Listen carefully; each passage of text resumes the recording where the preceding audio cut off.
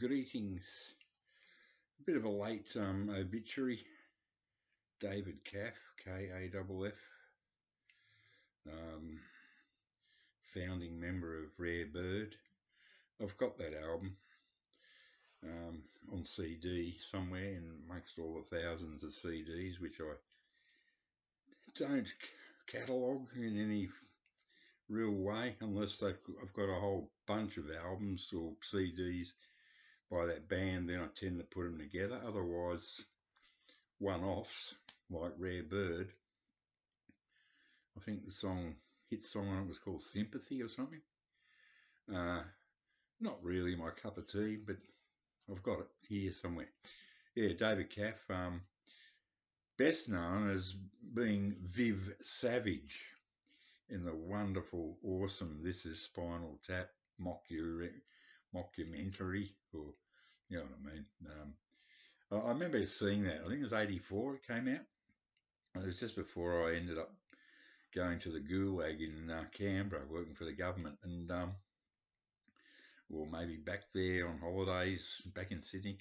But I remember seeing This Is Spinal Tap, and I went with a friend and his girlfriend, and we weren't sure if it was a proper documentary, but they didn't. But it was just unintentionally funny. But because when we're talking over 41 years ago, can you believe it? But I just loved it. But we weren't certain. We went out and we said, was that real? Was that a real band? Was that a real documentary about them, or was it a whole thing, a massive piss take? And we weren't sure. Of course it was a piss take, but a brilliant one nevertheless. Yeah, I just had to let that. He was just so good. He played the keyboard player in the later version of the band. After you know what I mean. If you've seen it, you know what I'm talking about. If you haven't, you must see This Is Spinal Tap before you die. It's just brilliant. And actually, the music's pretty decent. Big Bottoms, she's got them. Sex Farm. Funny movie. Very, very funny. Viv Savage, he when they went through their jazz phase or something, they brought him in as the keyboard player, and he's just the funniest guy, the funniest facial expressions while he's playing. Anyway, sadly missed. Just got a CD just arrived, and this is why CDs were invented. Now, I'm a classical fan. This is a full stereo recording by GREIG GYNT, Suites 1 and 2 and 4 Norwegian Dancers, a Vienna Festival Orchestra with Gianfranco Rivoli, conductor. It's pretty decent, recording on concert hall. Not sure when this one came out, but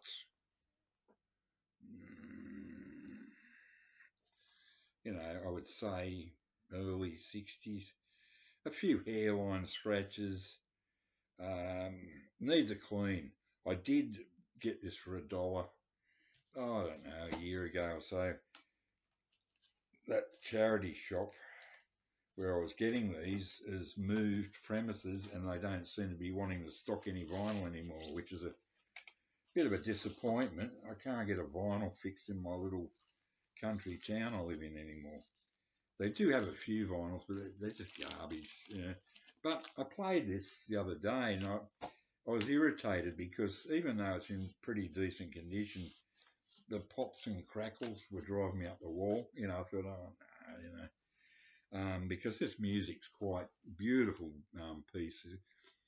From my childhood, I was lucky in that I was brought up before rock and roll, really, and that was only a minor part of radio play and on television. It was very, very limited in the 50s in Australia, in Sydney, and you might get a 15-minute or half an hour rock and roll show once a week on TV, or you might get and rock and roll is a bit of a loose term because there'll be usually some local artist doing a really piss poor version of a so-called hit song. Radio was pretty much. I must say that in the 60s in Sydney radio was great, the AM radio, because you got everything. They were pretty good about it, especially once the Beatles hit. Once they realised how popular that was, they started to put more and more and more, rock and roll, rhythm and blues, soul, all that stuff on the airways. Before that, it was, pretty much Elvis and, Eddie Cochran, Buddy Holly, they all got airplay. So, but I was sort of listening to music before that, so I was really, my dad was into the musicals, South Pacific, Calamity Jane. I love all that music, They were the records we had at home. We had a pretty decent big mono player, one of those cabinet jobs, and I obsessively played those. That's where my love of music came from, not from rock and roll. It didn't exist basically, and when I was very young, and so classical music and bit of jazz, believe it or not. So anyway, the reason why CDs were invented was because of classical music. I mean, the LP was invented because of classical music, the vinyl LP. Because in the old days, to play something like this, you'd have to have half a dozen 78s, and then you got to flip them over every couple of minutes, and then they wear out and they break. So LPs came along in 1949 or something, I think so, something like that. And the reason why these came along, all you young whippersnappers in your 50s and 60s that go on and on about things, complaining, don't complain, because can you imagine trying to play, like, say, Ben Rankins, he's a huge fan of, what's his name, Van Morrison. Now, can you imagine if Ben wanted to play one of his favourite Van Morrison albums, he'd have to put, instead of just playing, the whole album and flipping it once, 20 minutes per side, he would have had to have put on 1, 2, 3, 4, maybe up to 5 78s per side of Poetic Champions composed. I know that's his favourite Van Morrison album. So anyway, I played that and I thought, bugger it. Peer Gynt is from my childhood. It's just such beautiful memories, such beautiful music. Norwegian composer, Scottish Norwegian. And that's the original cover.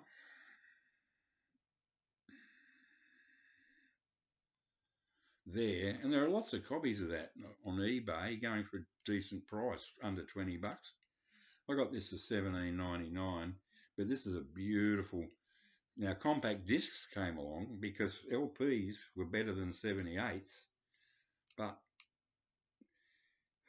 you can live with crackles and pops on pop records or rock records. You don't even hear it, but on classical and the quiet passages, it can drive you nuts.